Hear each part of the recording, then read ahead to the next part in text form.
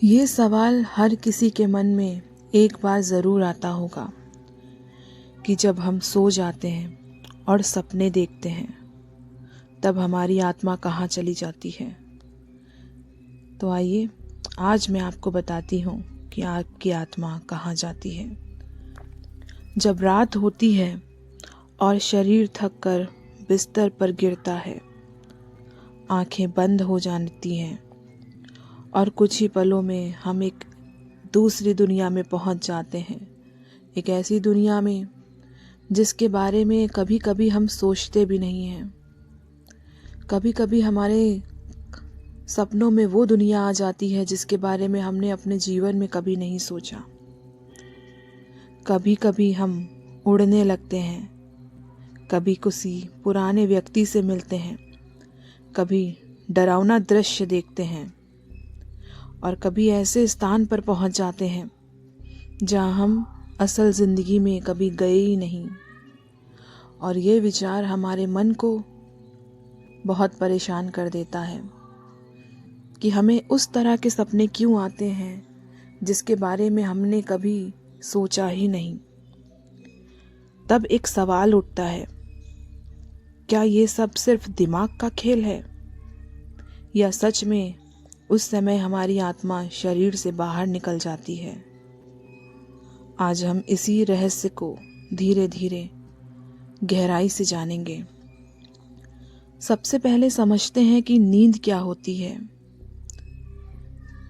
नींद कब आती है और कैसे आती है। नींद केवल आंख बंद करना नहीं है। नींद एक ऐसी अवस्था है जिसमें शरीर को आराम मिलता है, हमारी सारी इंद्रियां एकदम शांत हो जाती हैं और चेतना का स्तर एकदम बदल जाता है। योग शास्त्र के अनुसार नींद की 4 अवस्थाएं होती हैं: जागृत अवस्था, स्वप्न अवस्था, सुषुप्ति अवस्था, तुरई अवस्था। हम सभी स्वप्न अवस्था पर ध्यान देंगे। उपनिषद कहते हैं सपने में आत्मा स्वयं अपनी एक अलग ही दुनिया रच लेती है। इस अवस्था में शरीर बिस्तर पर रहता है और हमारी आंखें बंद हो जाती हैं, पर चेतना जाग रही होती है। यही कारण है कि सपने इतने रियल लगते हैं। अब सबसे बड़ा प्रश्न ये है कि आध्यात्मिक दृष्टिकोण से योग और उपनिषद कहते हैं कि नींद में पूरी आत्मा शरीर नहीं छोड़ती, लेकिन सूक्ष्म शरीर सक्रिय हो जाता है। सूक्ष्म शरीर में होता है मन, बुद्धि, अहंकार और संस्कार। यही सूक्ष्म शरीर सपनों में यात्रा करता है। जैसे पतंग डोर से बंधी रहती है, वैसे ही आत्मा शरीर से जुड़ी रहती है। गरुड़ पुराण में कहा गया है, सोते समय आत्मा नाभि या हृदय क्षेत्र से जुड़ी रहती है। यही ये संबंध टूट जाए तो हमारी मृत्यु भी हो सकती है। इसलिए नींद और मृत्यु में फर्क है।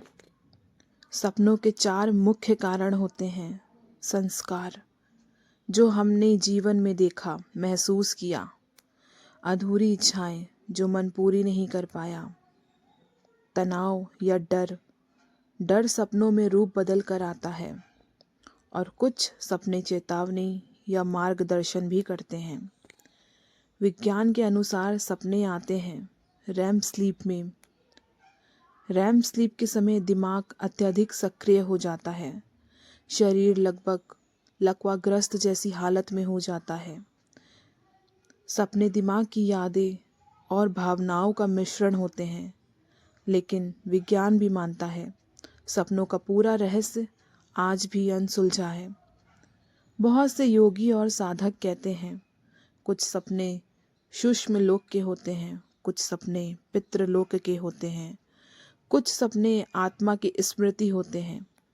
इसलिए कई लोग सपने में अपने मृत परिजनों को भी मिलते हैं और जागने पर वे अनुभव करते हैं जैसे उन्होंने रियल में सब कुछ देखा हो।